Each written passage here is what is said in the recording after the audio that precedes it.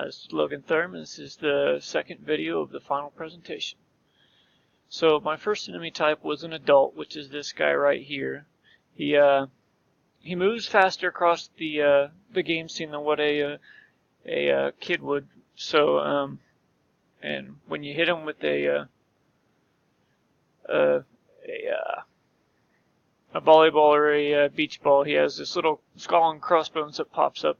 I was originally going to have them all fall down to the bottom of the screen and then disappear, but the problem with that is then the screen started to get very congested since these icons are awfully big.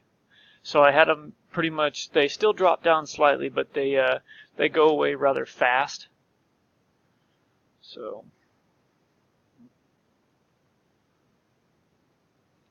and I mainly did that, like I said, because the object or the images I used were fairly large, even being scaled down some, that it would start to, everything would start to get pretty congested.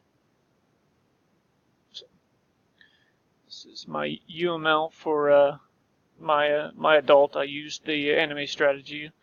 I've got two of them. I've got the falling and then I've got the walking. They do override the animate from the animate strategy. So let's go up here. So here's where I have my anime strategy declared. And it starts off at walking.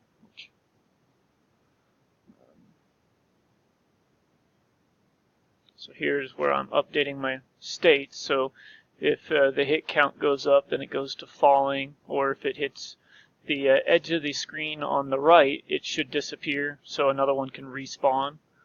And then here's just how I have it to where if it actually makes it to the bottom, so say if it spawns very low on the screen, it still goes away.